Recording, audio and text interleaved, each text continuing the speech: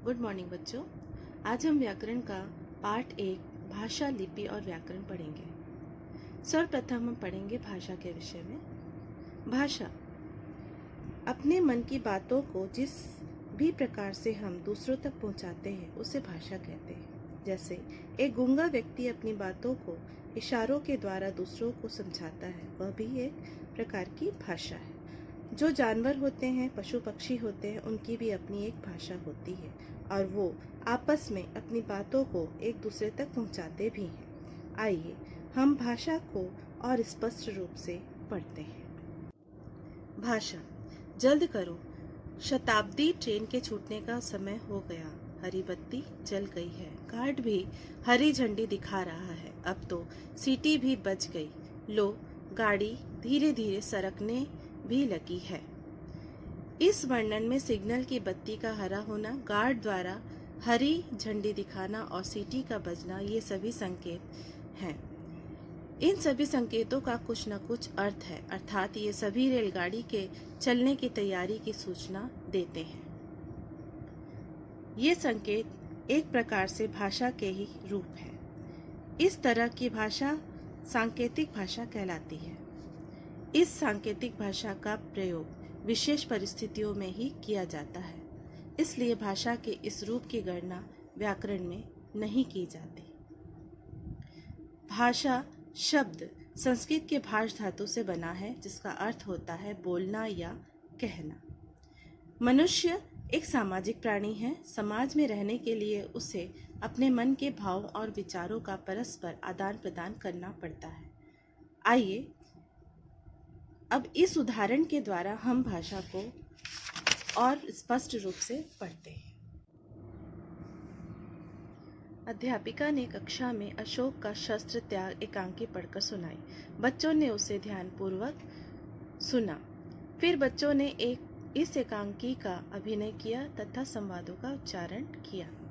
इसके बाद अध्यापिका ने एकांकी का सार लिखने को कहा। अध्यापिका ने बच्चों द्वारा लिखे उत्तर पढ़े और उनकी जांच की। इस पूरी प्रक्रिया में अध्यापिका और बच्चों ने अपनी बात को एक दूसरे तक पहुंचाने के लिए क्या क्या उपाय किए। इस प्रक्रिया में पढ़कर सुनने, बच्चों के सुनने, अभिनय करने, संवादों का उच्चारण करने, एकांकी का सार लिखने, लिखे उत्तरों को जांचने की क्रियाएं हुई।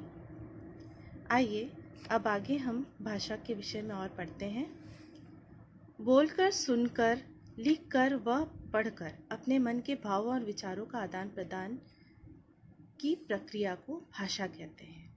जैसे हम किसी को कुछ बोलते हैं या कोई व्यक्ति सुनता है, या हम कुछ लिखकर किसी को बताते हैं या पढ़कर बताते हैं, इसके द्वारा हम अपने मन की जो बातें होती हैं उनका आदान प्रदान करते हैं, वही भाषा कहलाती है।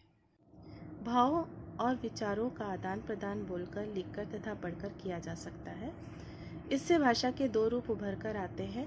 पहला होता है मौखिक रूप, दूसरा होता है लिखित रूप। मौखिक रूप मतलब होता है ओरल एग्जाम, जो आप टीचर को कविता वगैरह सुनाते हैं। लिखित रूप होता है रिटन एग्ज़ाम, जो आप लिखकर टीचर को देते हैं। जैसे टेस्ट वगैरह जो होते हैं, एग्ज़ाम्स होते हैं, आपके फाइनल एग्ज़ाम्स होते हैं, वो रिटन एग्ज़ाम होते हैं, उसे लिखित रूप कहते हैं।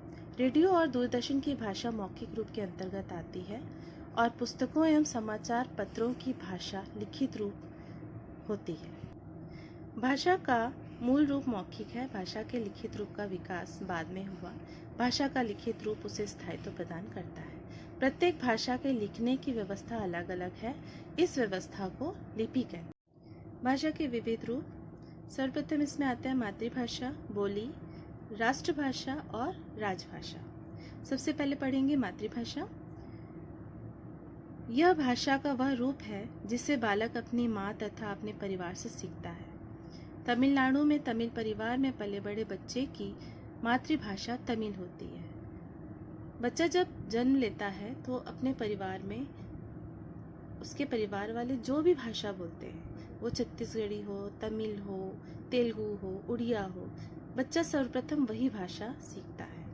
बोली यह भाषा का वह रूप है जिसे किसी सीमित क्षेत्र में अल्प विकसित भाषा के रूप में प्रयोग किया जाता है। बोली प्रायः बोलने तक सीमित रहती है। इसमें सामान्यतः साहित्य की रचना नहीं होती। भारत में अनेक बोलियां हैं, जैसे ब्रज, अवधी, मगही, भोजपुरी, बुंदेली आदि। साहित्य रचना की दृष्टि से ब्रज और अवधी अपवाद है, क्योंकि इन दोनों बोलियों में साहित्य रचना हुई है। राष्ट्रभाषा। राष्ट्रभाषा वह भाषा होती है जिसका प्रयोग संपूर्ण राष्ट्र में किया जाता है। भारत की राष्ट्रभाषा हिंदी है। राजभाषा। जिस भाषा में सरकारी कामकाज किया जाता है वह राजभाषा कहलाती है। भारतीय संविधान के अनुच्छेद 343 के अनुसार हिंदी भारत की राजभाषा है। इसे 14 सितंबर 1949 को स्वीकार किया गया था। इसलिए इस दिन को प्रतिवर्ष हिंदी दिवस के रूप में मनाया जाता है। अब देखिए, भारतीय संविधान में स्वीकृत भारत की 22 भाषाएं: असमिया, बंगला, बोडो, डोगरी, गुजराती, हिंदी, कन्नड़, कश्मीरी, कोंकणी, मैथिली, मलयालम, मणिपुरी, मराठी, नेपाली, ओडिया, पंजाबी, संस्कृत, संथाली, सिंधी, तमिल, तेलुगु, उर्दू।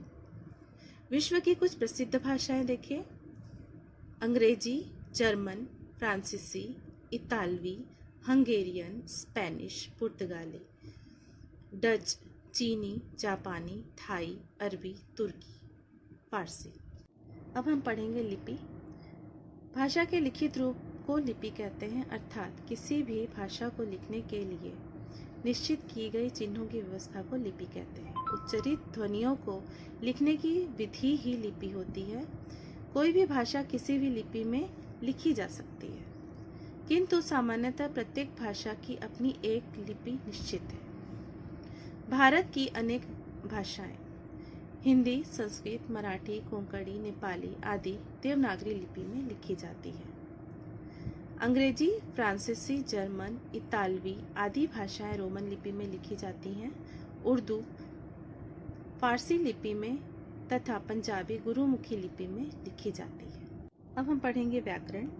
व्याकरण वह शास्त्र है जिसके द्वारा हमें किसी भाषा को शुद्ध बोलने, लिखने व पढ़ने के नियमों का ज्ञान होता है। निम्नलिखित वाक्यों को पढ़ते हैं। हम कक्षा 6 में पढ़ता है, हम खाना खा लिए हैं, तुम तुम्हारे घर चला जाओ। इन तीनों वाक्यों को हम अशुद्ध कहेंगे। इनके अशुद्ध होने का ज्ञान व्याकरण ही कराता है। शुद्ध रूप में ये वाक्य इस प्रकार होंगे: मैं कक्षा 6 में पढ़ता हूँ, हमने खाना खा लिया है, तुम अपने घर चले जाओ। भाषा के शुद्ध अशुद्ध रूप की पहचान करने में व्याकरण हमारी सहायता करता है।